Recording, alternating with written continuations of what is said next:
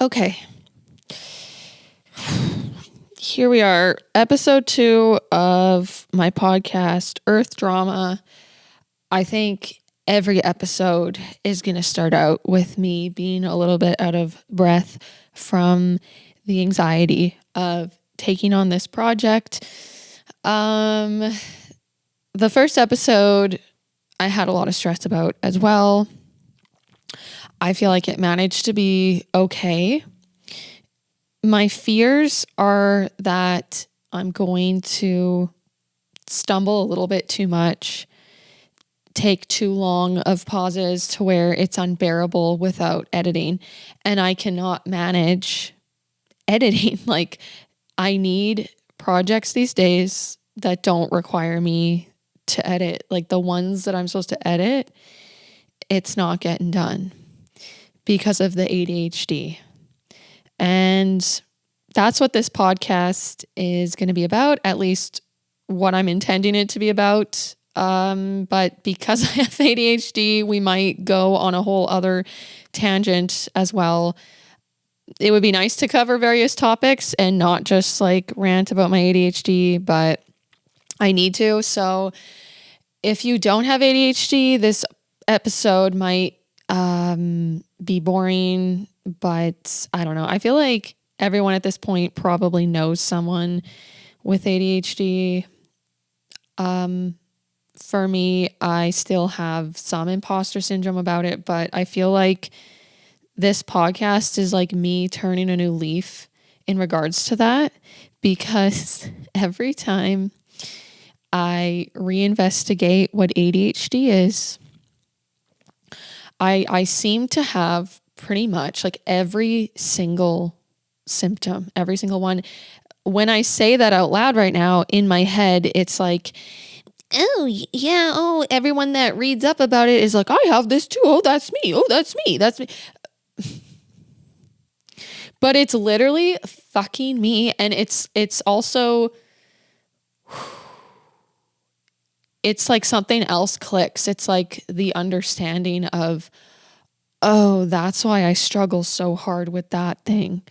Or that's why, like in my past, that skating costume bugged me so much. Like the sensory things, for one thing, was really eye-opening. And I investigate on ADHD every so often.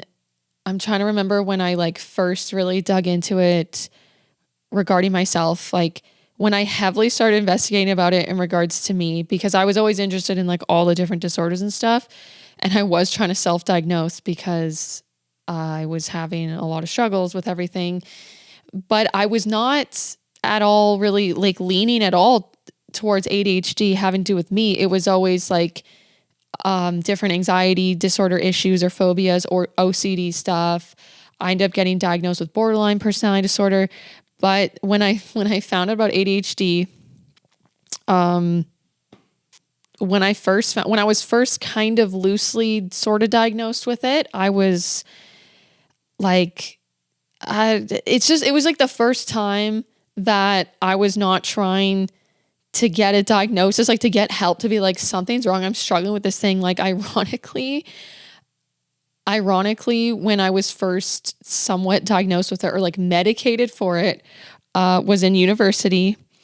And so I'm 30 years old now. So I was like 18 or 19. I was either 18 or 19, because I think I turned 19 while I was in university, because I remember not having an ID that was 19. I can't form sentences sometimes. I was not old enough to drink, and I remember like having to get a boot, like relying on my friend that was 19, because the drinking. Okay, we're on a whole fucking that's even like, it's giving ADHD right now, obviously, because that's what I have. That's just like a detail that no one gives a shit about. I was in university, so yeah, I was just trying to figure out what age exactly. It doesn't matter. I was 18 or 19. I think I was 18. There was a clinic at the university. I'm in Canada. It's a public healthcare type of system and stuff like that. So there was like a clinic on campus for medical whatever things to get prescriptions for stuff, or if you were having an issue, there's like doctors there. So wasn't my regular doctor kind of, but I had like I had someone that I'd already gone to at this clinic on campus that had prescribed me antidepressants. So this was the second time I had tried antidepressants. They just never really worked for me. But I had seen that doctor. So like I would consider him maybe my like kind of regular doctor, or, he was the one that had prescribed me this antidepressants and knew about my anxiety issues and things like that. I was feeling not well and like flu type of issue or thing. I don't know why I even went to the doctor, because if I had a virus, you can't even treat viruses. So they weren't even going to do anything about it. Maybe I was worried I had some type of a bacterial issue that I needed antibiotics for. I don't know. I went to the clinic one day for some type of a stomach ache, stomach bug, flu. I just was feeling unwell. And the guy, this doctor, it was a different guy than the other one that prescribed me the antidepressants, right? So very quickly he was just like, oh yeah, you probably got some sort of stomach bug, but I've been taking a look at your file here, and it says you have social anxiety. You don't seem socially anxious to me. Just met this guy. He doesn't even know me. And so then he just proceeded to, I can't fucking, what the hell is going on? I can't talk. It's because I don't talk to the public really. Well, I talk a lot to my partner, Sean. I'm trying not to as much, like because of the ADHD, I overtalk constantly. But not again. I didn't say this yet. Oh my God. I'm so flustered right now because I'm just like wanting to be right on everything. I was thinking through this podcast before I started it, which I tend to do. Like that's my way of planning. I don't make notes. I kind of plan in my head. It's really neurotic and chaotic, but so it's like I said, oh, again, blah, blah, blah. I was going to say something for the first time on the podcast, but because I've rehearsed certain things in my head, I feel like I've already said it, or I forget what I've said in real life and what was rehearsed in my head. So it's like, I wanted to make a point of saying, we'll get back to the story, but I wanted to make a point of saying, this is just my experience. Like it's hard to talk about ADHD, but also I don't want to make it my entire identity or life, or I don't want to say things that maybe it's not ADHD. And I think everyone does experience the symptoms of ADHD. It's just to like a lesser degree, something like that. And there's like a spectrum and everything. So it's hard for me because I don't want to get things wrong, I guess. But, there's definitely things where I'm like, oh, this makes sense now. Like that's an ADHD type of thing. But then there's other things that might just be, I might be attributing it to ADHD when it's not. It's just, I'm 30 years old. So back in the day, it was not learned about. It was like, I'm just lazy, or this is my personality.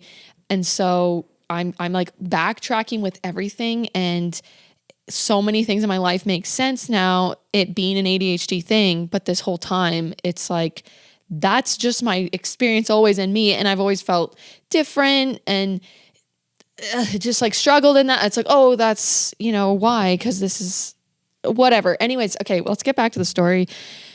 So this doctor, I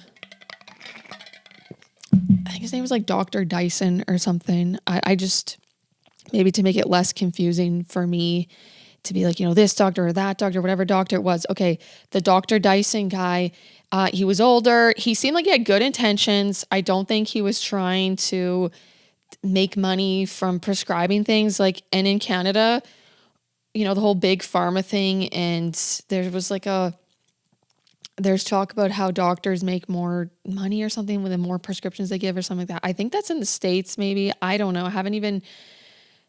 I'm so skeptical of the pharmaceuticals and stuff. Like, I guess the pharmaceutical companies are making bank, and sometimes maybe they are in cahoots with the doctors, and it's like, oh, this will treat this issue you're having and this and that. And then like, but some of the information's maybe skewed, and like, I don't trust big pharma and stuff like that. But this doctor, I don't think it was that type of a thing. Like he seemed like he was genuinely trying to help students at the school. Like it seemed like he thought he discovered something. And he seemed to have been screening a lot of people for ADHD because at this university, I was in an anxiety group, maybe it was a social anxiety group or general anxiety group. I don't know. It was like they had counseling services and stuff like that and supports at this university.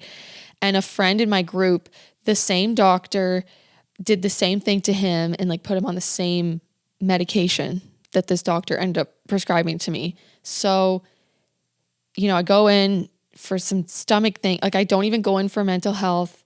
I had already previously had gone in for mental health reasons, was on this antidepressant. And now I'm being screened for ADHD and being prescribed. I think he first gave me Dexedrine. So, and the questionnaire that he gave me was not the recent one that I did when I just finally got screened like over 10 years after this. Because as I was saying earlier, I was really investigating on me and my issues. I was having some pretty intense emotional issues, anxiety, depression, like social anxiety was my biggest issue at the forefront, especially during this time in university. Like that had the biggest impact in my life. And then it was starting to cause, I started self-harming kind of right before university. It was in the summer. I think I remember before I started school. So I way later on, I ended up getting diagnosed with borderline, but this time I was having, the symptoms of it. And it was mostly just, the antidepressants were to like treat the anxiety issues, I guess, and depression that went along with it.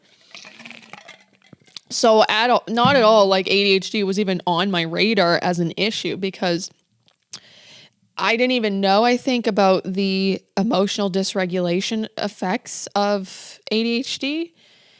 So I just never thought of that one, but I was really investigating bipolar at the time. I didn't really know about borderline.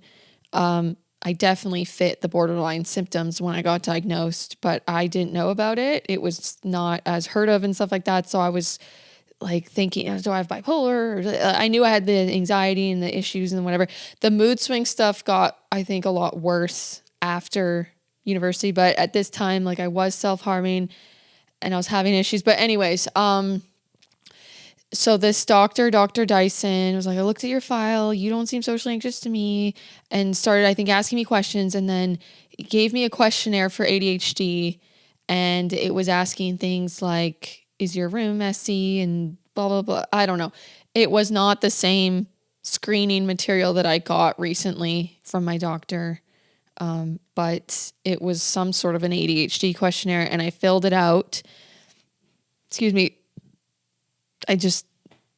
Filled it out. And then I guess I scored high enough that, he prescribed the Dexedrine. He was saying that he had helped a lot of students, that they had been struggling with school and this and that. And I think he was just talking about maybe things getting misdiagnosed as anxiety issues when it could really be like ADHD stuff, whatever.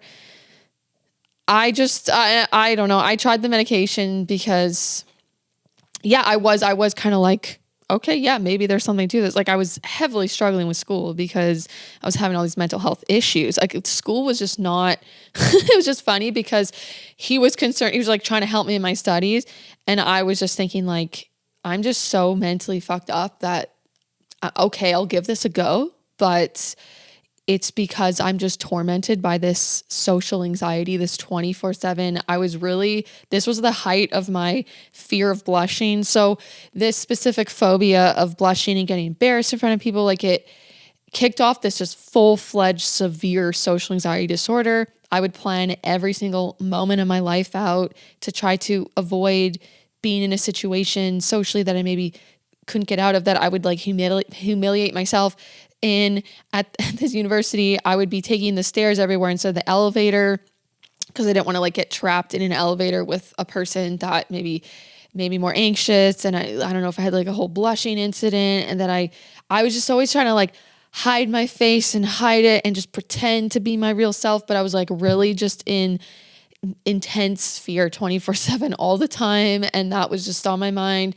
And it was like, if I could fix that problem, if I could not be anxious, or I was so intense about it. Like, I thought the solution to the blushing issue was to, at one point, I thought the only way to get over it was to like get this operation that severs your nerves or some shit, that it's for people that have an actual physiological type of a problem, I think, where they maybe sweat a lot or something, or they do flush, but they also, it's like actually overactive. They sweat. I don't know. It's not for people scared of blushing. The official term for fear of blushing is called erythrophobia.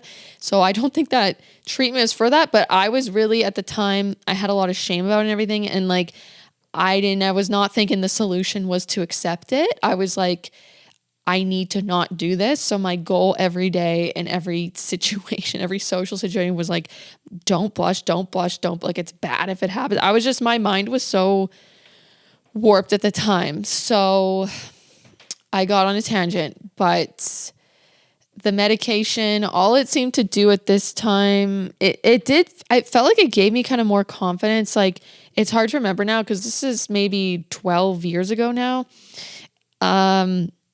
I think at that time when I tried it, I felt a little bit of a boost, like a confidence boost, like it was, giving me dopamine, but then I got really, really irritable. So the Dexedrine, I think after a couple of weeks or so, I was just getting too irritable. So then I tried Vyvanse, and then the same issue happened. Like, and how the irritability was really brought to my attention was my really good friend in university. She said that every time she even just opened her mouth to talk, I was already rolling my eyes. And that's when I knew something's not right, because I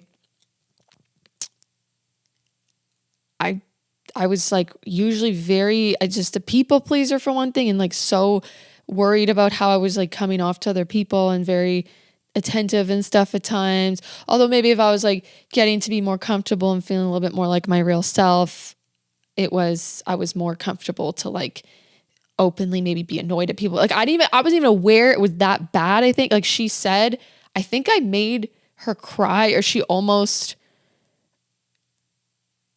yeah, I don't know. I might have made her cry. I can't remember. There was something about at least her expressing to me that she felt like crying, or almost cried over like how I'm acting towards her. It was like not good.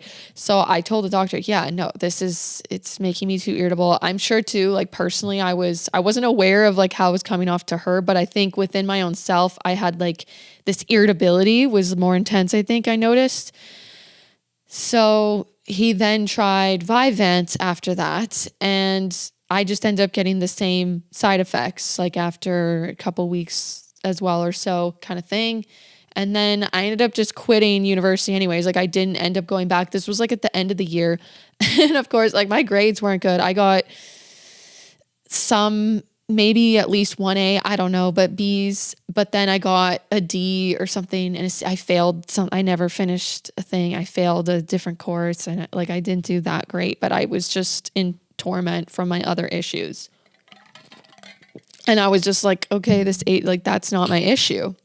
I didn't relate it at the time to, maybe there's like a core thing there with the ADHD that could also be making me more susceptible to these other issues and everything like that. Like, I didn't know that correlation at the time. It was kind of like my issues are way more complicated than ADHD.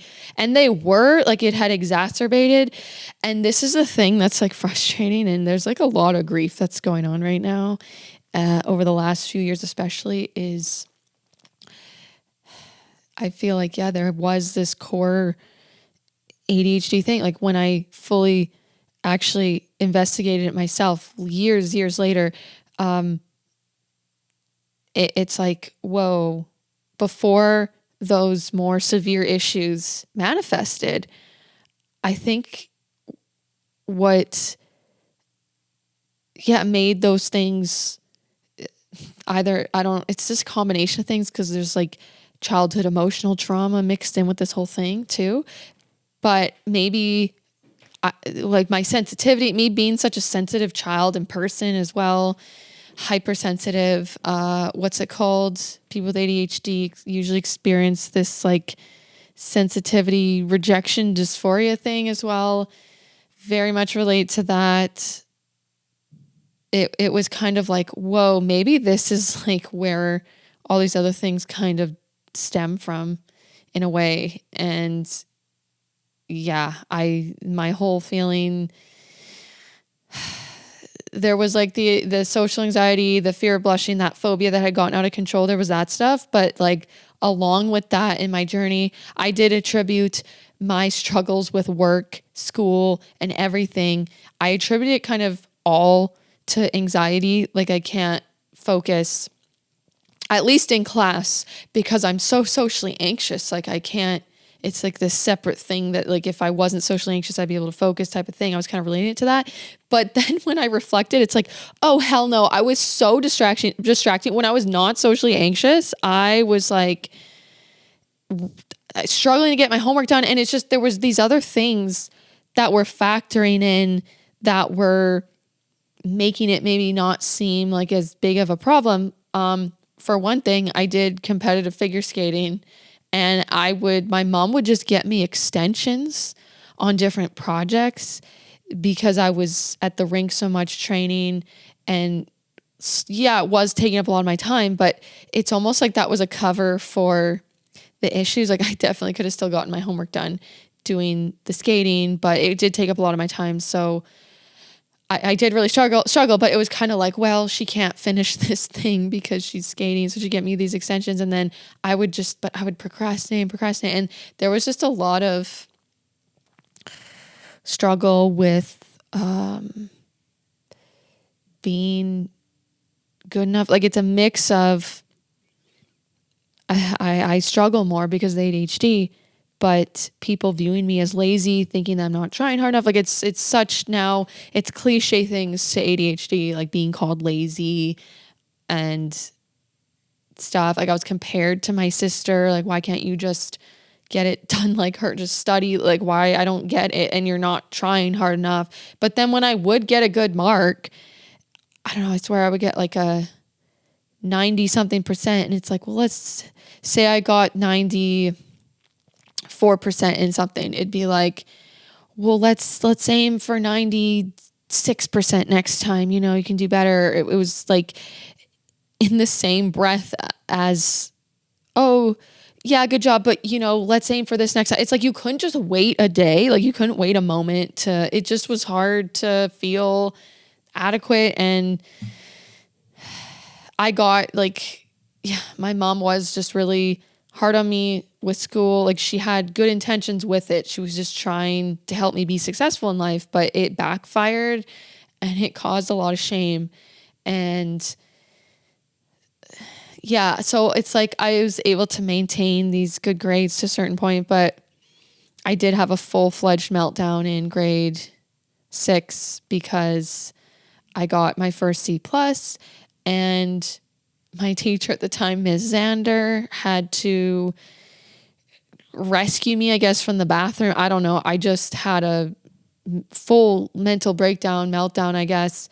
I know it sounds dramatic, but I don't even remember. I just remember she came in the bathroom to check on me. I don't know. I get the mark, and then I guess I just went straight to the washroom, was like hyperventilating, crying. I just like freaked out about getting in trouble for that. Like just what the repercussions were going to be. I just couldn't handle. It's just hard when you, on the outside, I guess maybe it looks like you're not trying hard enough. Like, do you know what happened this project? This project was the way I handled this project was so giving ADHD, guys, because the thing that was the most friggin' important to me, like what I hyper focused on, because maybe I just need to explain if you don't know about ADHD, like hyper focus, it maybe goes along with distraction. Like you can focus on stuff that's really mentally stimulating stuff that gives you dopamine. The main issue with ADHD, from I've learned, is like dopamine, not having as much dopamine as people who aren't ADHD or neurodivergent. I don't know what neurodivergent is. It's like neurodivergence encompasses ADHD and autism. It's like a spectrum thing. I don't know, people that have just less dopamine. I'm going to lose track of where I am. It's so many details and so many tangents. Anyways, you have a hard time focusing on stuff that is just boring to you and isn't stimulating and giving you that dopamine. Like you really, really have such a friggin' hard time finding the dopamine to get through it, because dopamine, I believe, is what gives you motivation, or it's like a reinforcement type of brain chemical in a way and stuff like that. It's like this little boost. It's maybe knowing what you're going to get out of the task. Like it gives you something. And for us, I feel like we're either overstimulated or understimulated. And it's like you're trying to find that sweet spot balance and stuff. So you're trying to like, whatever. I don't know. This project, like it's like so hard to just focus and do an annoying project. This was a science project. Like for this project, we had to basically enter the science fair. So we just had to pick a topic having could be related to science, I guess, in some way for the science fair. I don't know. You had to study something. I know one kid did his on the effects of pop on teeth. His mom had saved all his baby teeth. And so he won the freaking thing from what I remember, because it was awesome what he did. He did a very good job. He like soaked his baby teeth in different types of pop for a certain amount of time, like Coca-Cola, maybe like Orange Crush, so I don't know, different things, and like showed the erosion or the effects of what it was. Just like very well put together, great, whatever. I don't know. Me and my partner for this project, my partner, I think also was just, we were both not very great at academics. Like I just struggled. If the other person kept me in line, I could contribute things that were maybe intelligent enough, but I think we both just kind of got off task, or we just like weren't good at managing it, whatever. So anyways, we for some reason decided to do our project on sugarcane. That probably just like wasn't even a good topic to begin with. And I spent like 90% of the time 90% of the time working on this project, I spent trying to just get the title to look cool on this poster board. It said sugar. That was the titling. And I thought it'd be super cool to do the title in sugar, to have it look like sugar, but not just look like it. I just felt it has to actually be made out of sugar, because I could have just used white glitter glue to emulate that, but that just wasn't good enough. That just didn't like interest my brain enough. I don't know. I was hyper fixated on, I got this idea in my head to make it actually out of sugar, and I just would not stop making it happen when I was spending copious amounts of time. I put the glue on, I sprinkled the sugar on, and every time it would keep dissolving, because that's what sugar does. It dissolves in liquid things, including glue. So it's just like it would dissolve. I don't know. I would like sprinkle more again and more again. I just remember that was my focus. And then I gave like the other 10% of the effort to the actual project. I don't know. We just sort of put things about how sugar cane was manufactured in a way, like they cut down the sugar cane and they cut it open and they get the sugar. I don't know what to tell you. It was the stupidest fucking topic we could have picked. And yeah, I was not in, like, maybe, yeah, we should have just picked a topic that was also more interesting. I don't know how we landed on sugarcane, but so yeah, that's just sort of an example of the focus. Like you can hyper focus on different things. I definitely was fixated on learning music when I was in high school. So, because my grades were like okay, and then in high school I really started to struggle, and some people, I remember just one guy, Dylan, in my study block just kind of got me through Chem 11 or Chem 12. I think it was the last year, chemistry, just the sciences and everything I was really struggling with more so. And it was just the studying and applying myself. But then again, it was not fucking knowing I had ADHD and not using the tools and things that are recommended to accomplish the task. Like I was just trying to do the studying like everyone else. I guess I would figure out certain things. For instance, there was a upcoming biology test, and my very smart, intelligent friend from Sweden, Emily, love her. She was she was an exchange student. Her family had actually like moved to Canada. I believe her dad's Canadian, but she had been born and raised in Sweden up until this point, like up until maybe grade 10 or 11 or something. And they were ahead as well from what I remember. Like she'd already learned the stuff back in her home country that we were learning with math or science or something. I don't know. But she also is just so smart. She's like an engineer. She is very smart. And I was good friends with her. She was we played soccer together on the soccer team, stuff like that. And I remember I had this upcoming biology test and she knew all this stuff and I hadn't freaking studied and I knew it. You know, I'd procrastinated, like classic me. But we had PE class before this test. And at this point, my high school hadn't switched yet to having 4 blocks a day. We started off having 2 blocks a day, maybe till grade 11 or something. We would just have 2 classes a day. So you'd have like a 3-hour freaking class. So we had PE for the first 3 hours, and then it was our biology test. The next 3 hours was our biology block. And so we had the PE, the gym class first, thank God. And this was just sort of a free-for-all gym class day. For some reason, we just were like able to kind of do our own things at this time. Like we were just kind of jogging and running laps around the track. And she just quizzed me the whole time because I'm like, I haven't studied. Oh my God.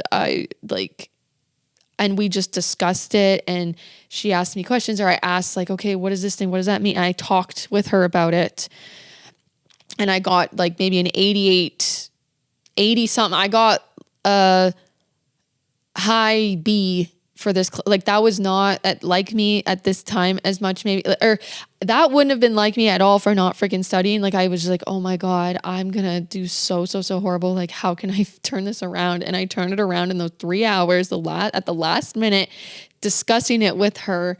It was just, I just couldn't with like the reading the textbook and trying to also test myself in a way, like get myself to do it. I think that it was a form of mirroring, like having a study buddy for one thing, and also the way my brain is and the way my brain learns. And for the information to get stuck is I have to have some sort of a conversation about it.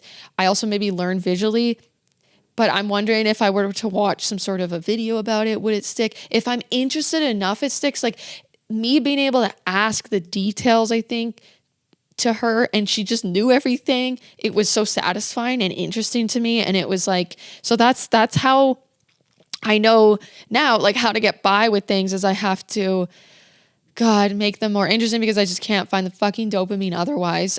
To do it, it's just like, it's like, and it's hard not to,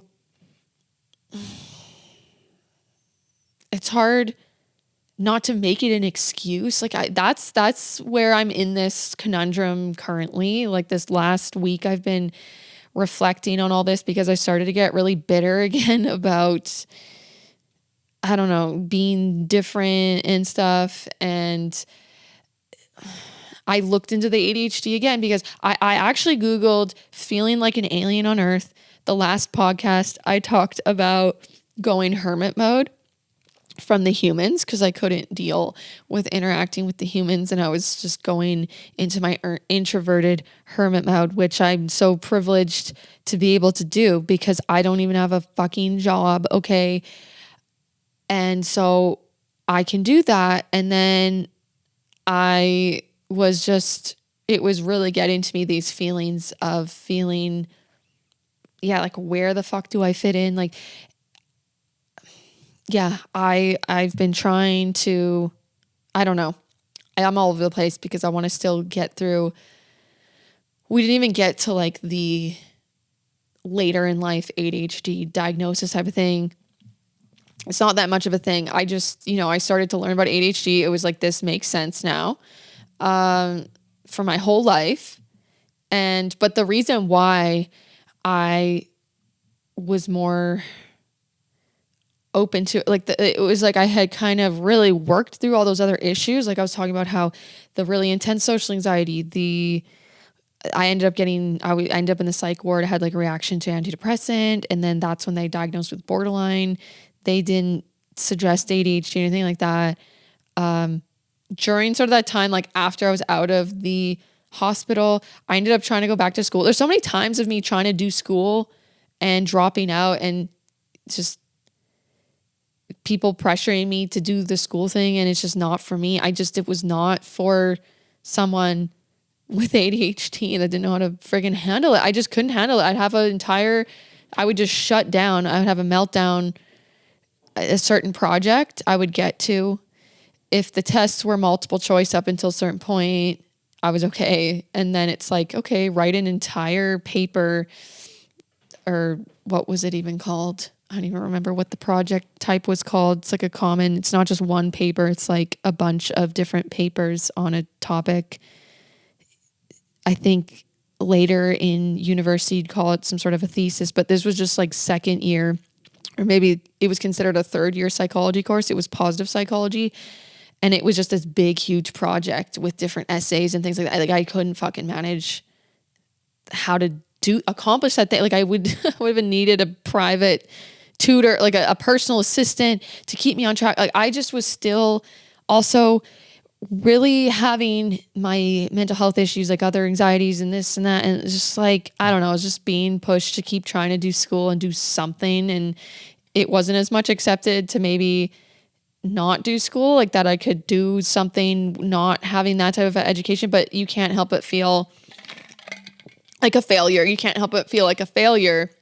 I knew, okay, especially when I was interested in things, like I could learn a lot about things and know stuff, or I was intelligent maybe in different types of ways, but not ever in the university way. I would understand things kind of. It was just like, I can't do what y'all are wanting me to do. And it's annoying. I don't know if you're good at memorizing and you're good at just sitting in a chair for hours on end. And yeah, I'm really hyperactive too. Like I have that part of it. There's ADD and then ADHD. Like you don't have to have the the hyperactivity to have the ADD brain. But like I said at the beginning, like I have like all the things, I swear, like, and it's just annoying when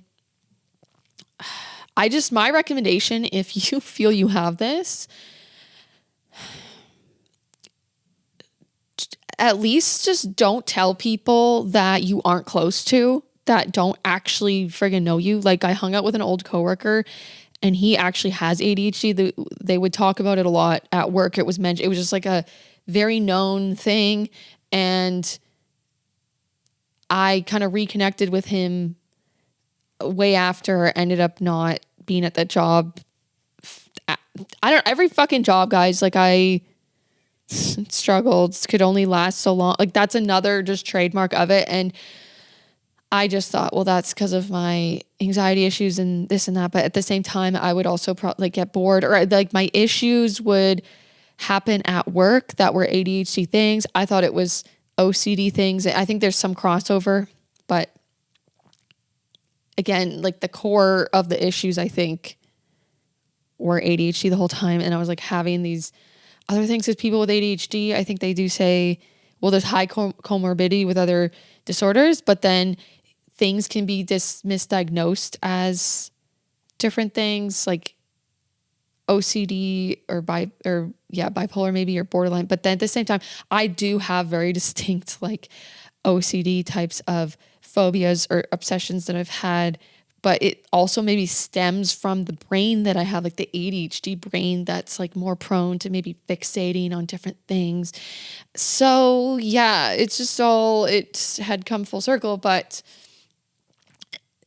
why I recommend not telling someone you don't really know is because, especially if you suffer from imposter syndrome, or you were conditioned to think that, ADHD isn't really actually a thing, or it's just an excuse and stuff like that, I'd recommend not telling people that don't actually know you, because they might be like, Alyssa, I don't think you have ADHD. Like, they might, in a condescending ADHD gatekeeper type of way, sort of just,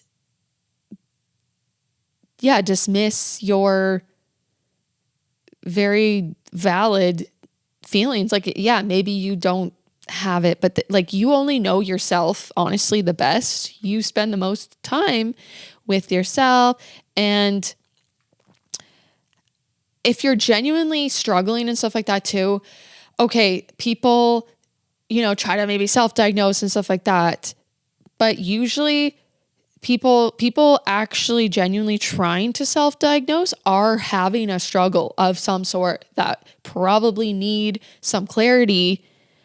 I disagree though with some of the way that like mental health and disorders are handled and stuff, at least in Canada or in the West. The way that these things are treated, and it's just annoying how a lot of times it's like medication first, and it's also, there's just things that are said that aren't necessarily the truth. Like with other disorders, like I think ADHD is something that you'll just always have that type of a brain. But when I was told like, yeah, well, you're always gonna have, I don't know, they were trying to put me on mood stabilizers in addition to like an antidepressant, because they don't fucking know how to do their jobs a lot of the time. They actually don't. And I had to really try to advocate or push for certain, I don't know, for help. Like I've been trying to self-diagnose forever, because you actually kind of have to. So yeah, what I'm saying is like, there's people that think also, they think there probably maybe is a problem with this, like people trying to get stimulants that have an addiction problem or something like that, and they're trying to, maybe they don't have ADHD, but it's just interesting because a lot of people with ADHD are self-medicating with stimulants if they have untreated ADHD, and maybe would benefit from the prescription version of the stimulants or whatever. For me, the Ritalin / Concerta is just like the long release form of Ritalin. They are, I think, like the same chemical. It did really help at the time that I tried it. Like why I was at the point that I was like interested in the ADHD for myself, of it being a core thing, is because I had overcome a lot of the borderline stuff. I was like, I don't think I'd be diagnosed today. I had overcome a lot of the other types of issues I was having. I didn't really get the depression, at least in the same way that I had used to. It was like the social anxiety was making my life so just unbearable and stuff, that's what would cause my depression. At this point, when I sought out the ADHD diagnosis, the depression was more boredom. And it's kind of like, okay, I resolved this and that, but I'm still having these issues, because I thought this whole time in my life why I struggled with every single thing I set out to kind of do, like different jobs or different school stuff. Like I never wanted to do it. Like it didn't interest me. My dream has been, since I started kind of writing music and stuff since I was 15, my biggest passion, I guess, is music and pursuing music and that creative thing, but also videos and editing. I was editing and making videos and stuff before I was writing music, and like those things for me go hand in hand. And so this whole time I just thought, well, I guess I'm not really living out my purpose, and then that's why it keeps failing. That's why every sort of job is not working out and school venture is not working out. But then when I ended up in a situation that I was able to just like pursue my thing, I still couldn't fucking manage it, or it's like, why am I not doing this? Why can I not get myself to produce the music? And I was very frustrated about it. And a comment that I saw recently said, people who are lazy enjoy the rest or something. I think it was saying enjoy the basically like not doing the thing. Like there's no enjoyment at all. I'm in agony constantly of my shortcomings and what I'm not accomplishing and doing. And I'm in it right now. I'm in it right now because I can't get a hold on the producing of my music. I'll write a new song. I'll just keep writing new songs and stuff and kind of playing here and there. But I've done a few things on my channel, just acoustic takes, and just to wrangle myself into like do that one freaking project and follow through is a lot of time. And maybe it's divine timing. Maybe it hasn't been the right time. It's hard not to feel like a failure at 30 years old of like not having much to show of anything. And then also actually having a good amount of time to have actually pursued the artistic pursuits. My partner, Sean, supports me financially to be able to pursue my goals and dreams. Earlier on in the relationship, I was working like a quote normal different jobs. Like I worked at some liquor stores. I was a care worker for a group home for youth at risk for about a year and a half or so. And like, so when I was with Sean, I have worked other jobs. So it wasn't like from the get-go, but we started a YouTube channel together called His and Her Habits. I cringe at how unhinged I was, so I've privated all those videos. Sorry, the channel still exists, but that was like our first YouTube venture and channel. So I ended up just stepping entirely away from like the normal world of work during that channel. And then that channel was struggling to do the fucking work, at least in the right way. Like I would pull these all-nighters and be editing, like, but I was making like meme videos out of reaction videos. It just wasn't the right editing for the type of video. Like I was trying to make it interesting and push out all this creative stuff. And then I don't know, that channel just, it wasn't really working and whatever. So then Sean decided to start a different channel it was supposed to be his own, called Internet Rabbit Hole Daily.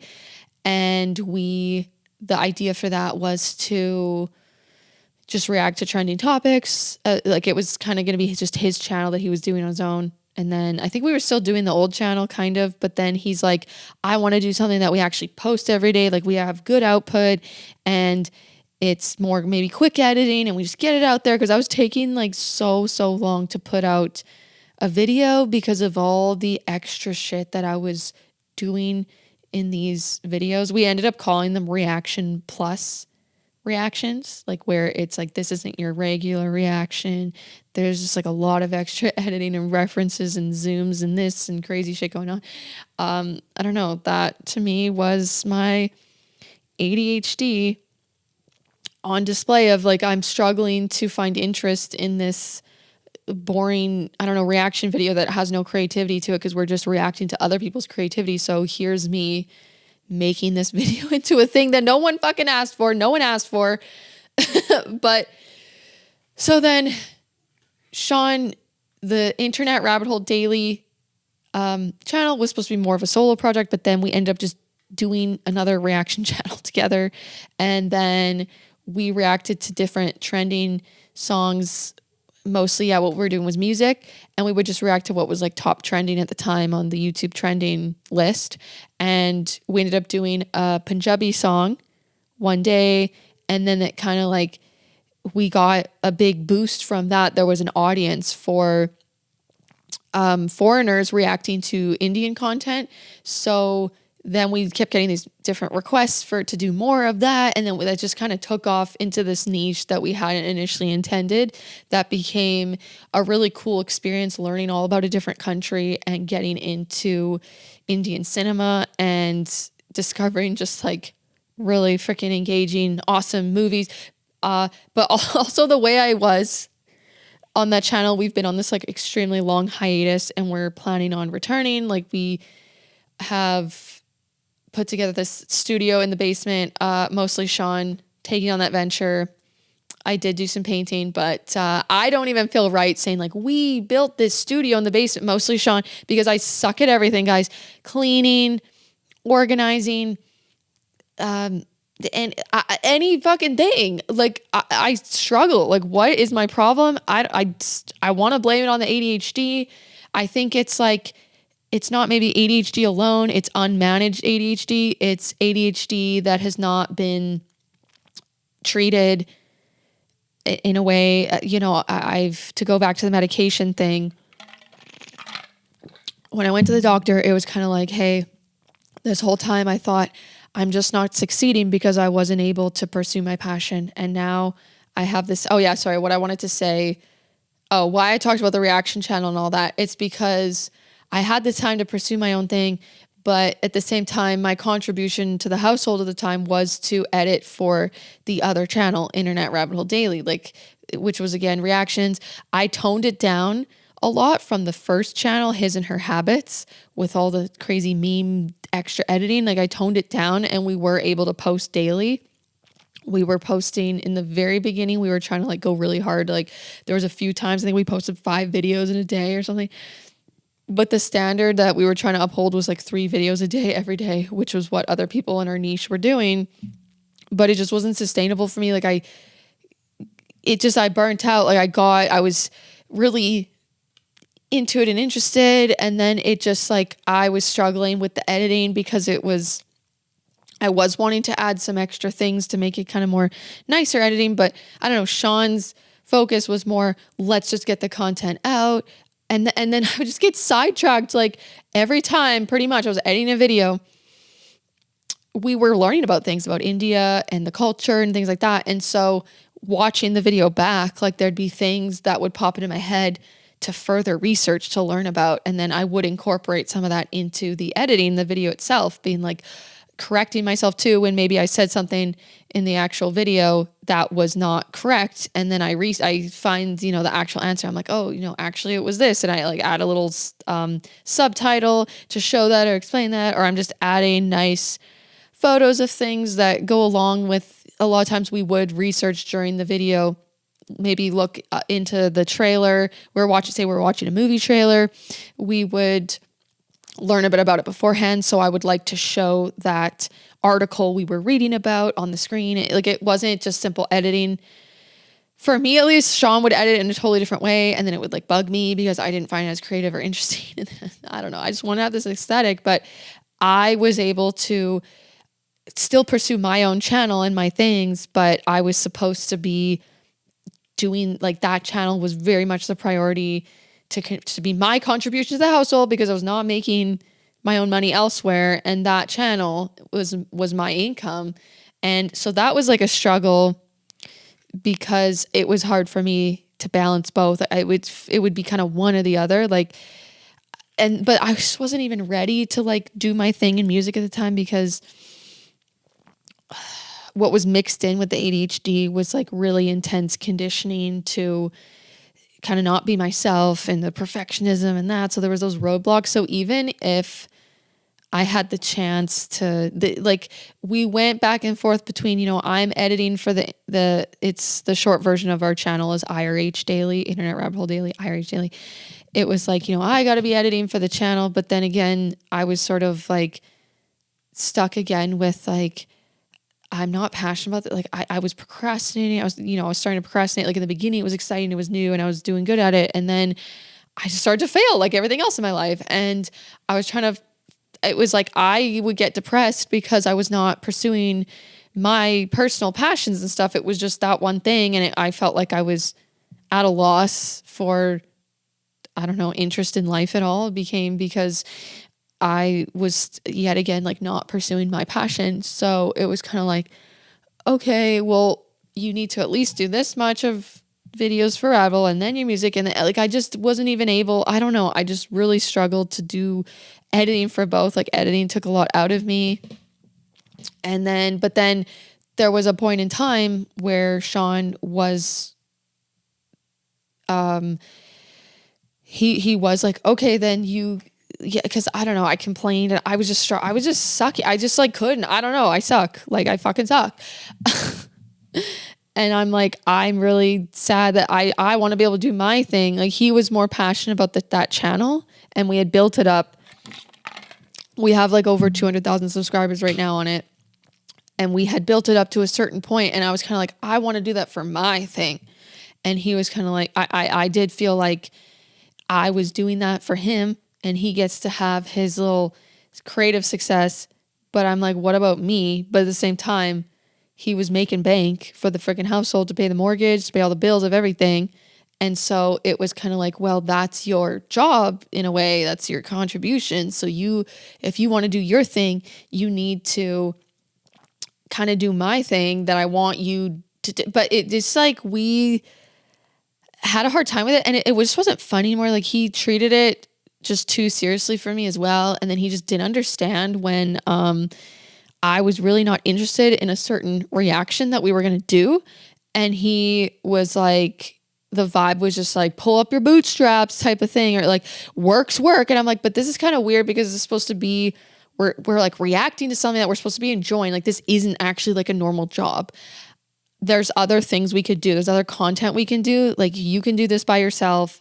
It was hard freaking managing something with another person, and me having the ADHD issues. Like, and I can't and don't want to fake reactions.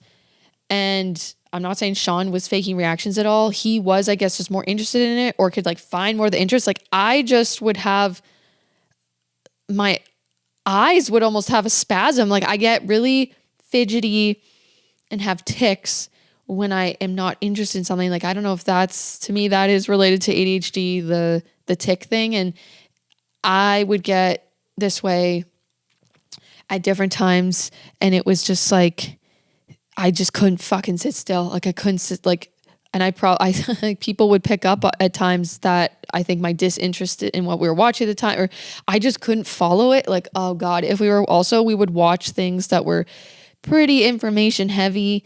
It was like things having to do with economics in India. There was things specifically having to do with, I am interested in politics a lot of time.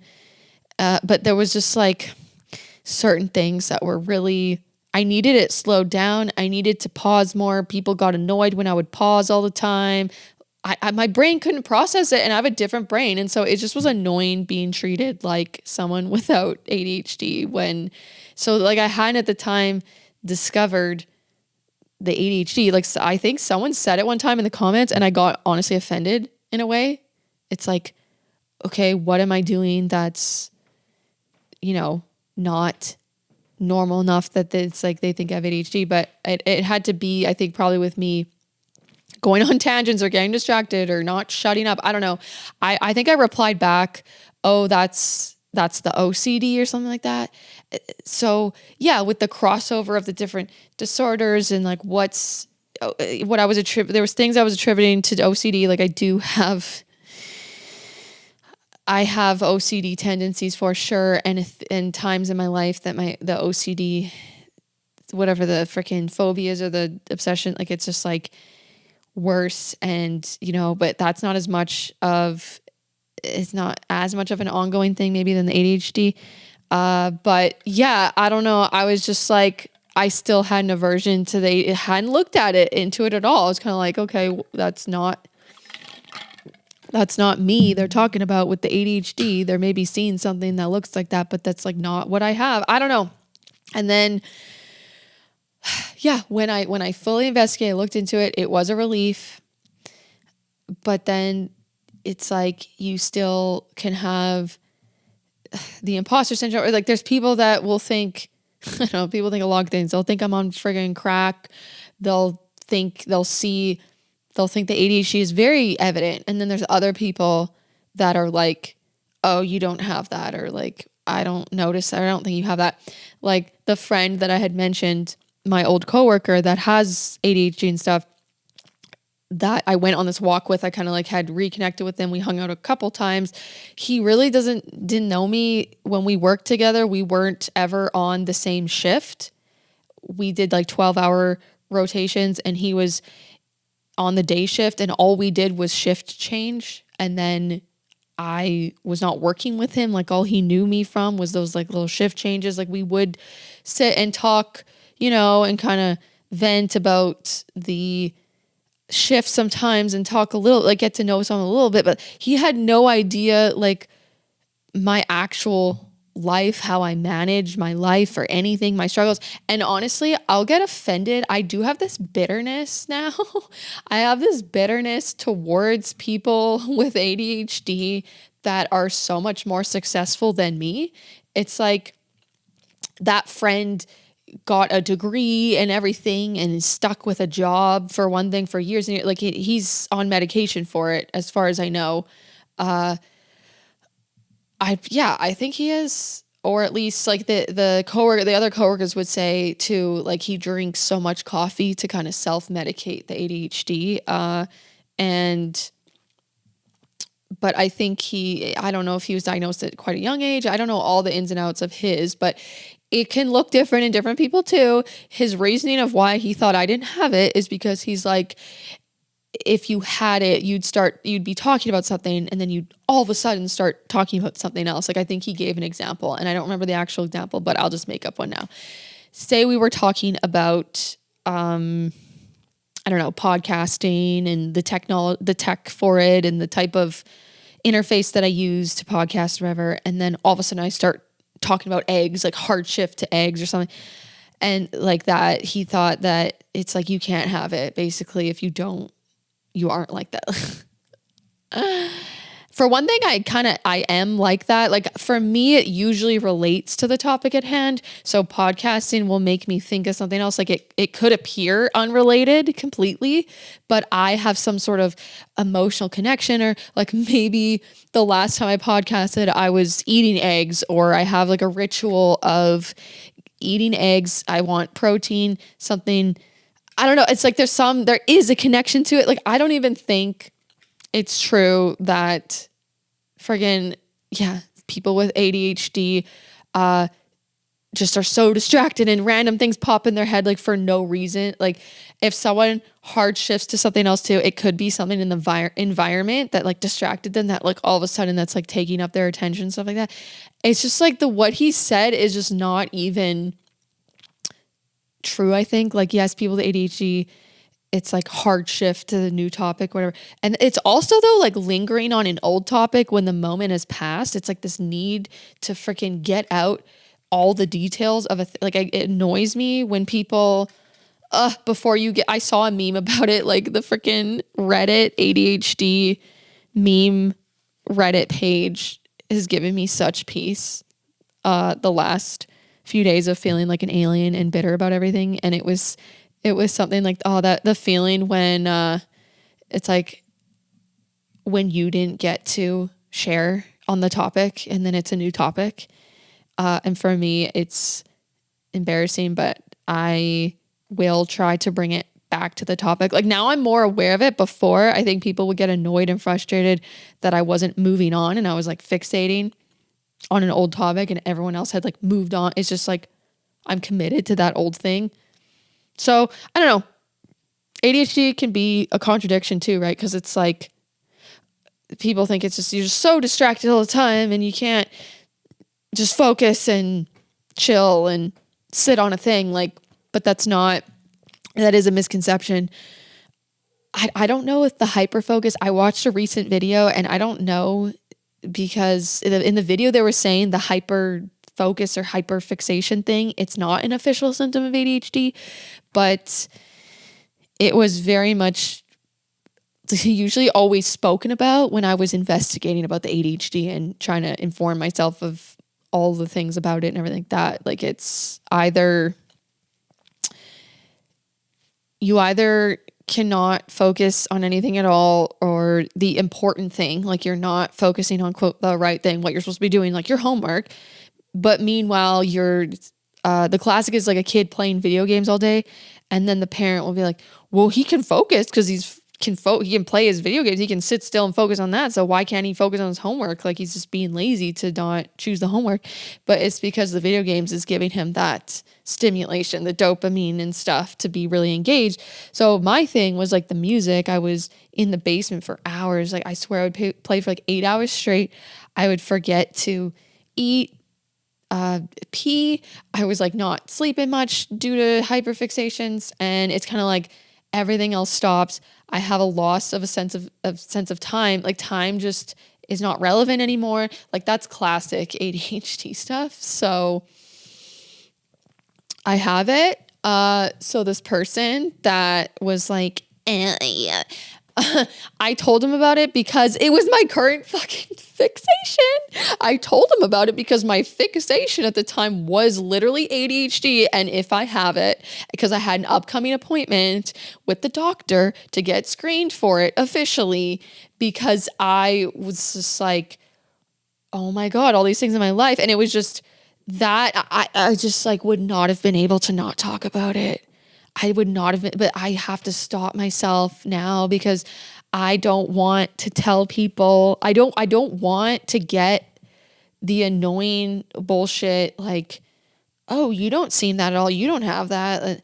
It's just annoying, but I could not because the ADHD. I was like this. It was my life was figuring out. It was like this whole, it consumed my, it's like, oh my God, it cannot, I was just excited about the revelation. So whoever was hanging out with me that week or whatever, I, against my best judgment, was going to be speaking about it. But the person with it, I didn't think would be the gatekeeper of it in that way. And like, obviously he wasn't actually, and it's just what he thought. He didn't say you don't have it. I think he just said, I don't think you have ADHD. And so, oh yeah, I didn't finish my whole sentence. That's just is what happens. I don't finish sentences. I don't finish ideas. I don't finish projects. But the thing that I wanted to finish was talking about the bitterness of the people that have it, but are so much more successful than me. And like to be told by someone who just got a degree, has a great job, is a functioning friggin' adult. And I have felt like have not been able to adult. And I'm 30 now and I have never been able to adult. I could never live alone. Maybe not because of the ADHD. It's like the ghost demon phobia alone keeps me from ever wanting to live alone. But like oh God, I need people to like manage me. I feel it's so hard to manage myself. It's so hard. And so it's just like coming from the person, I just took it I just did take it well internally, because it's like, oh, so you're trying to say then, oh, so I am just lazy. I do just suck. Like everything I've realized that, and it's just like, I didn't need to have to prove it to him, and I was having this like, I was probably having like the rejection sensitivity thing when that happened, and I was having imposter syndrome, and it was just like affecting me when he said that. Like he just was not entertaining the idea that I have it, and I had to try. I didn't have to, but I felt like I needed to prove myself. And then after the fact, that makes me so much more annoyed that I wasn't like, first of all, you don't actually know me. Well, I guess I was saying that in trying to prove myself. I'm like, you don't see me what I'm like that. Like I mask a lot, or I know I've trained myself to not just like go on tangents or be random, or to try to like listen more. And I'm like, you should see me on my channel. Well, you should see how much editing I have to do to like make the videos on the IRH Daily channel, like the YouTube channel. It's like, you don't even know the freaking effort I have to do to fix me going off on these tangents all day long during our reaction videos of, me just getting distracted. Like, it's just confusing. It's like, these other people see it, or they actually see maybe more of the real me that's not trying to be unhinged and stuff like that. And it's like, you just see this like glimpses of me that aren't even me. Like I had to manage it too, guys. Like it was not a thing. Maybe I didn't even hear about like, it's more common for boys to get diagnosed. They talk all the time about how it's really not diagnosed in females, girls, women, whatever. It's like you get misdiagnosed with things. It's common to get misdiagnosed with borderline. I did have those borderline symptoms, but like, I don't know if I ever had borderline really. Like I had things that are part of borderline that maybe aren't part of ADHD, but then again, I just saw a video attributing self-harming to ADHD as well. Like I thought, oh, that's kind of just the borderline thing, but I had like a lost sense of self identity, but that came from narcissistic abuse for me. Like it caused me to doubt my reality. Like it's been a clusterfuck. And so I think ADHD plus like childhood emotional trauma could equal borderline as well. But it's kind of like, hey, I think the ADHD came first too. Like I was just that way. I was this other way. I always had to say, I just would not shut up. Like, I guess people enjoyed when I was, more confident and making jokes and stuff when I was quite young. And I was just always had something to say about something, guys, something like, I don't know. I was just such a distraction. Like if shit actually had to be done, I was such a distraction. I remember at soccer, it's just like, it would be, even if other people were saying things, the coach was like, Alyssa, like you're distracting everyone. Like stop cracking jokes. Like, hey, we need to focus. And like, I got blamed for it. And then when I wasn't at practice, my teammates were like, where were you? We missed you so much. It was so boring without you, and everything had to be, I don't know, I guess I was like trying to get stimulation out of everything. And I'm still that way. And it's hard to accept it and not cringe at myself too when I'm with people that are neurotypical. Although I tend to, like, most of my actual friends, like close friends, are also ADHD. Like we tend to find each other.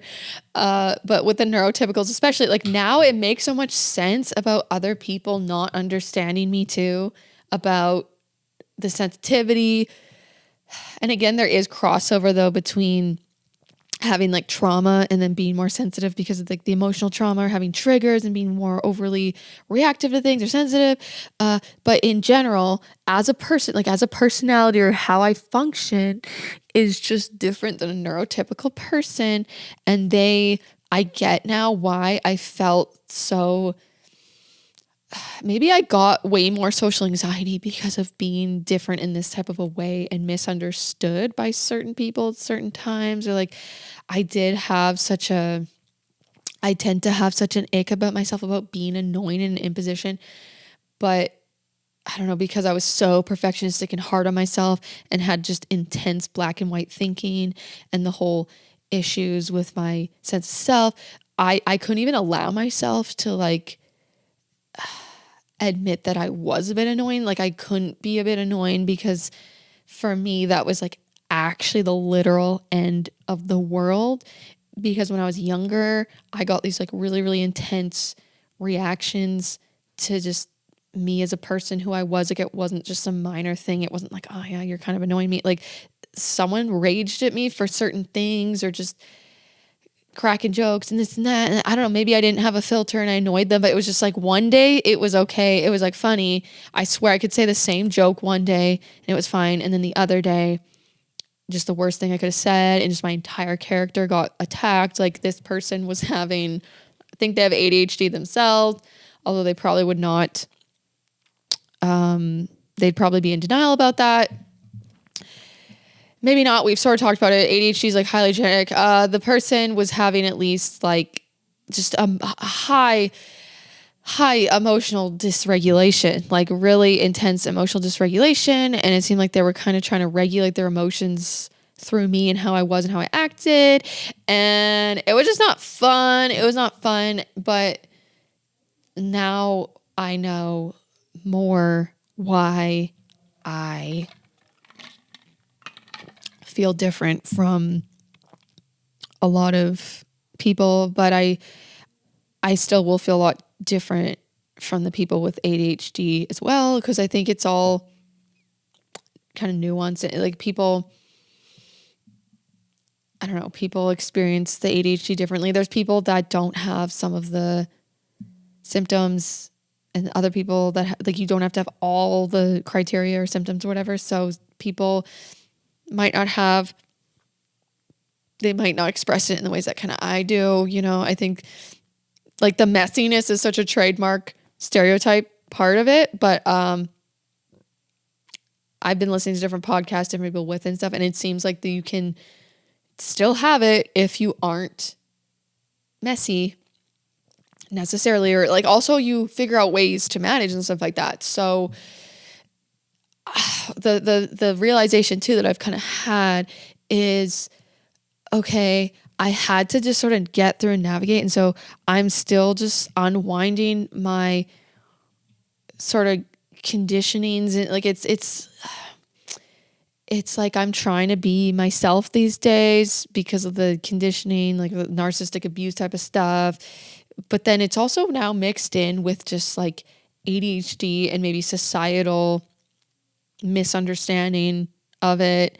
And then that feeling like it being discouraged to be my true self in ways that like I have realized I've been able to finally like accept these issues that I will have with like not waiting my turn to speak and being kind of a lot for people.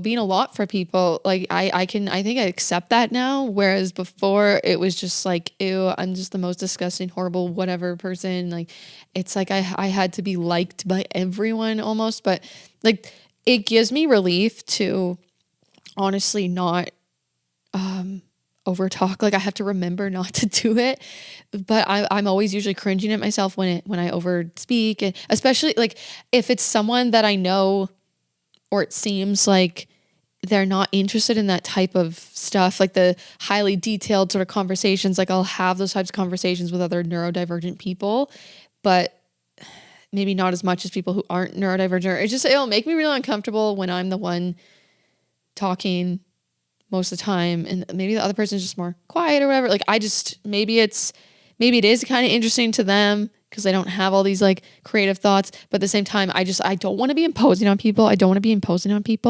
And so I'm trying to like to grow with that, but it's hard because then it directly conflicts with this like I shouldn't I be allowed to be myself though? There's like a rebellion of,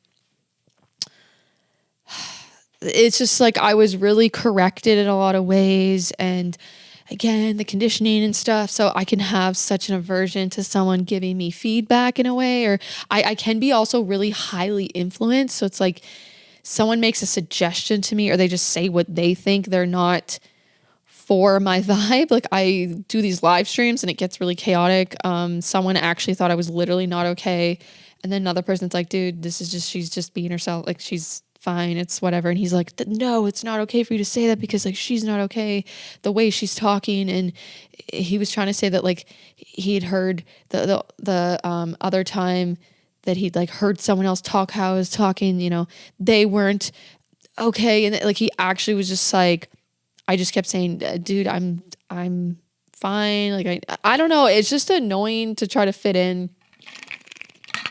I don't need to. Who gives a fuck? Like, if I actually don't care what people think of me, it's fine. But I just can't help but, because of the conditioning, like because of like when you deal with someone exhibiting narcissistic traits and the like mind fuck of it all and the manipulation and the gaslighting and the games of everything, it's like you just really try to contort to what they need you to be. And because you're also keeping yourself emotionally safe in that way when you can't actually physically get away from them, it's like, yeah, you don't show your real self. You don't be your real self. You be what they want of you in a way, because then it's like you can't get hurt. You can't get as hurt when it's like, okay, well now at least like you're shaming something that's not necessarily my true self. Like you just stop being vulnerable and things like that to like protect yourself. And that all happens. It usually happens at a subconscious level. You're not like consciously, unless you're, especially when you're a child. I don't think children have the capability to consciously make that choice. Like now I will consciously make those choices of what I choose to share, how much of myself I choose to share. Like if I pick up on, if my radar goes off about a certain person, thinking, okay, I think they got a little bit of narcissistic-y vibe in a way, and I just don't trust them. I just don't trust them to be emotionally safe. I will be strategic and make a conscious choice to, I'll like be myself in the protective way but it's like this battle that I'm almost having at times is kind of like, I don't want to conform, but I want to protect myself. And so there's like a way to still be myself, but what I call it now is just being the observer. It's like if I sense someone is just, I don't know if they're just being like negative, like their responses seem to just be to, I don't know, shut down what, like they ask me questions like, oh, what do you want to pursue in life? What goals do you have? And then I'm like, oh, I was kind of thinking about this. It's like, yeah, that's kind of like so overdone. Like everything's just negative. It'll just be like, oh yeah, that usually doesn't, I don't know, just shitting on all my ideas. Just basically saying the negatives of any of my ideas, but then they're asking me and then asking me again.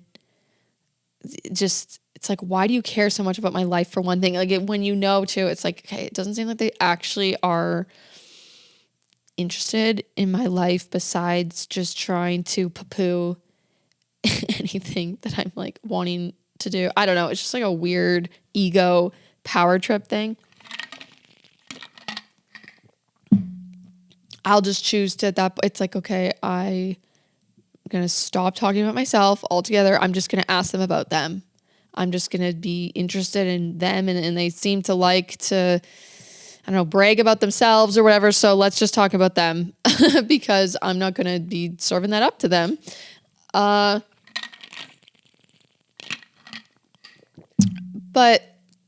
yeah, I don't know. This went places and I probably didn't even express a bunch of the things that I had intended to with the ADHD stuff. But I guess we could talk about it again. Obviously, I think I'm going to keep doing this podcast. I just like put so much pressure and stress on. It'll feel like this is the last podcast of my life and I have to get everything out and in the right way. And I don't know, yeah, a lot of my stuff and who I am, my personality, it's just hard to like decipher what is trauma responses, what is kind of just ADHD brain related. And yeah, I'm still trying to figure out. It helps me to know how to navigate my life. It helps me. But it's hard. Like I have to catch myself masking and trying to, I'm so conditioned to kind of do things in the neurotypical way, or maybe I pick up on what I see around me at times and stuff like that. So I forget that it's like, oh, I'm not doing this in the way that works for my brain. Like with tasks, I need to, it's hard because I still have like the shame. I think that's what I realized the other day. I was talking about it to Sean and just expressing, like realizing, oh my God, what I've needed to have done for this task. Like I'm trying to finish setting up my room, which has been a journey. It's been a journey. I've had a shelf, this big, huge shelf that's going to help me organize all of my things. It's been just sitting in the box in the living room for about 3 months. And yeah, there's just been different hurdles. Like technically it's not all me, like I was lucky enough to be able to get the gross carpet replaced in my room with this nice vinyl flooring. So, and it took like a month to like get that, booked because you can't get in for a month, but the time frame of me actually finally deciding on what flooring because I don't know if this is an ADHD thing or just, it's probably just like a neurotic person's thing in general. I get decision fatigue. Like I have such a hard time deciding and committing to anything. Like I change my mind. And so I will not commit to something. So it's like, I needed to just pick what flooring I wanted. And then when I finally picked it, it was going to take like another month, to just get the people in to do it. So I couldn't put the shelf up because it's really heavy and everything. Like you got to build it together as well. And it just didn't make sense to get it put in my room with the carpet and then have to try to it's like, I don't even think you can carry this thing once it's built. It's kind of just staying there. So I couldn't,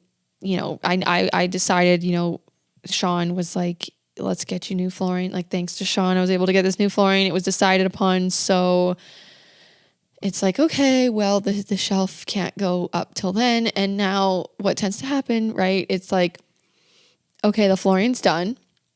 I've been waiting for that moment forever.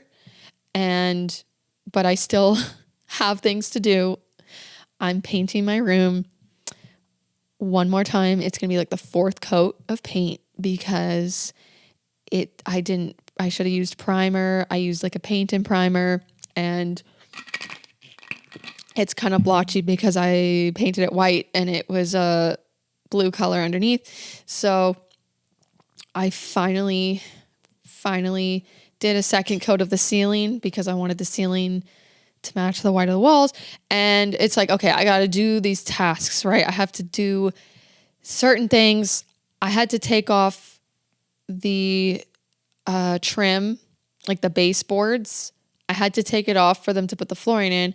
And when I did that, it like wrecked the wall a bit because they annoyingly, you don't have to glue them. They're already like nailed into the wall, but these people that did this house like glued the baseboards onto the wall. And I already have new baseboard and I just wanted like a simple design, like not the whole fancy molding type of look was the old ones looked like that. They had like a patterny thing. I just wanted like basic.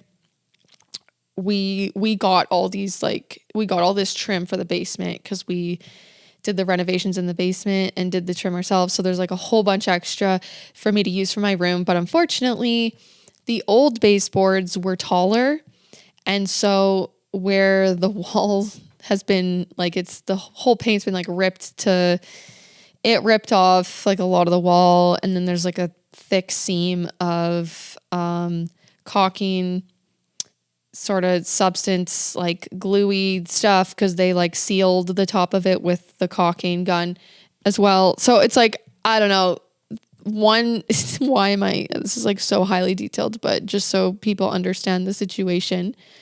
So it stresses me out to be like, oh shoot, now I have this like other thing to fix with the wall, like the trim, not going to be able to cover it. And so it's kind of like, okay, do I really try to fix that and make it look normal again? Or do I get new trim that's like taller? Or do I it's called wainscoting, which goes like halfway up your wall. It's these sort of like this paneled design thing going on. And then it's just like trying to make that decision too and committing, like, oh God. And I'll just spend all my time thinking and stressing about those things and not even getting started with the stuff that I could be getting started on. Although those decisions can affect my time, because it's like if I decide I'm not going to be able to fix it and I'll just get some sort of like wainscoting high sort of trim thing that I'll put on top of the baseboard, then yeah, I don't need to fix the baseboard and it would just save time. Like there's just an order of operations to everything, right? Like I'm painting the room, but I have to decide, I have to like fix the wall first. Like I need to sand, the glue off and then try to, I don't know, there's like the wall got all peeled and so I have to like peel off the loose ends and fix it. Like that would be the first step before painting, but it's like, what if I do the wainscoting and then I waste all the time? Like, I don't know. It's just sometimes better to just try that thing first anyways. Like even if I decide I'm going to do the wainscoting anyways, it's like, I'll just fix this up because like, there's no way I'm going to start if I don't. There's no way because, what if I need to go back in time and fix it and I've already painted? I don't know. It's just stupid. But see how neurotic I am just by that whole thing. Like, what the fuck was that? What the fuck happened? That's me in my head constantly all the time. And because I can't tune out what needs to be tuned out and tune in what needs to be tuned in and focused on because ADHD. So I don't know what it's like for a normal person. I don't know what it's like. I've been this way my whole life. So for me, it's like, okay, haven't done this yet. And this is where I need to actually get diligent and just focus on this one task of breaking down the tasks. So my plan, I need to just make this commitment to myself as soon as I'm done recording this. I need to go get my notebook and I need to write out what things need to be done. And then I need to decide the order of operations because I can't deal unless I do that. And it's helpful to get down on paper at least because then it's somewhere that I don't have to hold in my head. Because also what happens is like with ADHD, it can be out of sight, out of mind. Like you can be very, very forgetful. There's things that you do need to kind of remember, but it's like a regular, like a neurotypical person, it seems they're able to manage these things. Like for me, if I don't hold something in my headspace and I do actually detach from it, like it's gone. Like that's why we can miss appointments and stuff like that, because we either sit around and obsess about the upcoming appointment. Like we can't do anything before say 3 p.m. So we have a dentist appointment 3 p.m. It's like our whole day until the appointment is like just committed about, like you just can't get into another thing because you're like thinking about that upcoming thing. But if you were able to completely detach, be like, okay, I really need to just do something with my time before 3, like other shit has to be done. So, let's not think about that. Then you could just very well just totally miss it. Like it doesn't come back into focus when it needs to be. Like other people, I guess, can manage these things. It's like they can it gets held somewhere in their headspace that's not taking up their primary attention, but it's like it comes back when it needs to, I guess. And that's why I have to set so many alarms on my phone for things to remember. Like my dad wanted to go for a walk later today. It's 4:00 p.m. I set an alarm for, good thing I remember that now. So I did remember it, but I completely kind of forgot until now that was a thing that could be happening. So I set an alarm for 6 p.m. to just remind me of this walk thing. And it's like hard to manage my day because it's like, okay, I want to get into some other activity. And then I just like lose track of time too. Like I don't know how long it's going to take. Like I can't even plan for something that day. It's really hard for me to just plan for something that day. And I get so thrown off so easily. This is already all over the place because I wanted to finish the tangent about the room, but the gist I've already said. But what I need to do, like I was saying, after this, get my notebook. The things to do would be fix up the wall, just sand it down, get it looking as good as I can. And then I probably need to clean the wall a little bit. So wipe down walls. Like those things I just forget that it's part of the task. And then this is laying it all out helps me actually estimate more accurately how long it's going to take. And yeah, so because sometimes it's just so skewed in my brain, it feels like it'll take eternity when it won't. And then when it does take eternity, I'm like, I can just do this. I can just do this at the last minute, and then it doesn't get done because it's like I misallocated how all the steps involved and how long it was actually going to take. So it's like fix up the wall, wipe down the wall. Even that can be broken down into smaller things, like even simple things like that for the neurodivergent person can still just be too much of a task or like overwhelming to where it would be like you'd plan which walls you were going to start off with. Like, okay, instead of just like, fix up wall, it's kind of like do this one wall, do the wall close to the door, and then do the other wall, and then do whatever. And then, yeah, for painting, it would be like painting, it would be like, okay, do the cut line. Like, I don't know, you can just break it down into the little steps and stuff like that. And it helps. And what I realized the other day that I forgot, again, because I forget I have to do things in the way for my brain to manage life. So the task thing, it's good to lay out the tasks, but I also realized I was thinking of the room thing for one thing as one big task. So that's where I went wrong. I didn't like break it up into little sections as much. I kind of did in my head. I kind of started to, but it was still just confusing. It needed to be on paper. But then my issue too was like the goals were the tasks instead of the time spent, because yeah, I just get overwhelmed when it's like, and I don't know how long the task's going to take. And then I'll overestimate and then I'll avoid because it's like, oh, it's going to take so long. It's going to be so miserable and I'm not going to have enough dopamine. And this is so ridiculous, guys, because this is like me. I can listen to like a podcast that's engaging. It's because I've been hyper fixated on Love Island because I didn't watch the latest Love Island USA when it was happening. And then one of my favorite podcasts, the Canceled podcast, had one of the girls on from it, Leah. And then I just like to watch every episode of that podcast. And there's not that many episodes that come out. And I'm like, I can't watch this without knowing it all. It's just a throwaway episode unless I know the whole show and like what happened on the show. So then I made it my mission. Like I tried to hold off, but I was like, oh, I'm missing this episode and I want to know. And like, there seems to be a bunch of juicy drama that went down. So it's like 32 episodes. And I've been binging hard. And I like got so into it that even though when I'm painting and doing my stuff, I could listen to a really engaging podcast or some content. Like it's not that boring at all. It's not that boring of a task. Like I could find dopamine in different ways of listening to content or music, but it's like I wanted to be able to watch Love Island and follow along with the show, but I was like, oh, I have to look at the wall that I'm painting and I can't watch it.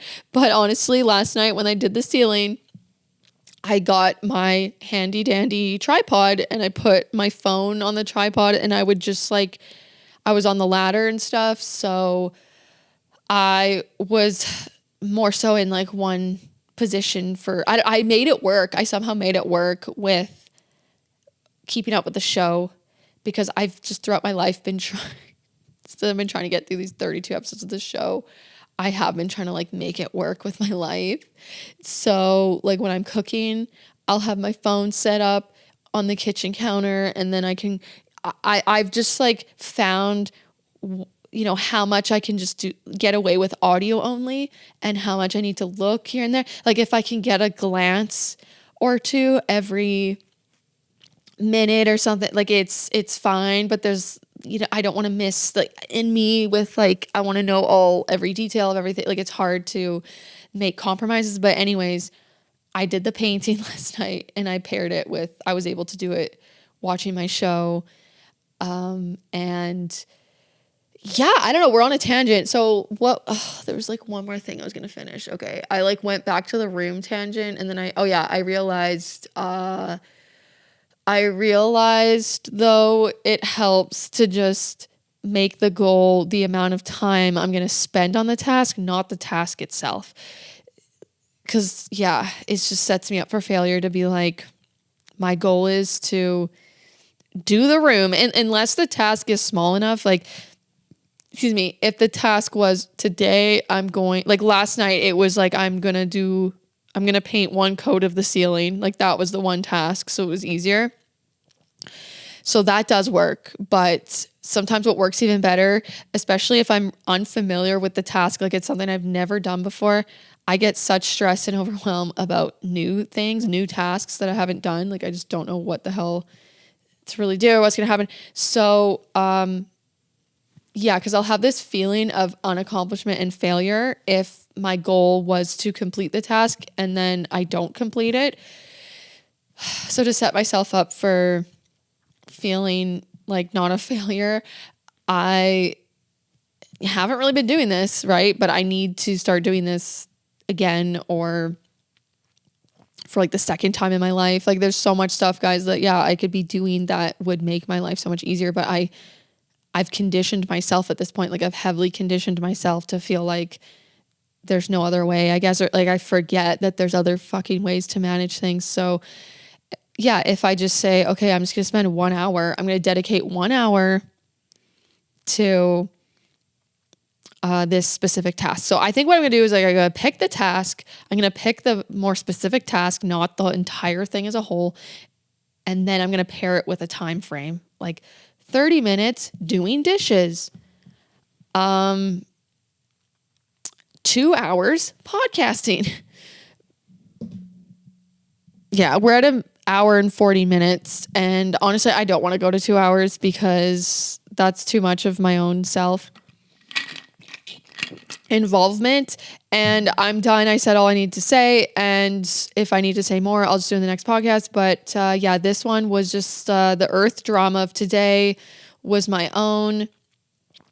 It was all my own neuroticism. I had no other topics at this time to bring to the pod. So next time I'm hoping to delve into some maybe trending topics. There's probably usually always going to be an element of my own neuroticism during the podcast, like what's going on with me in my world. But anyways, yeah, that's just what happened this time. This was the ADHD episode, and okay, bye for now.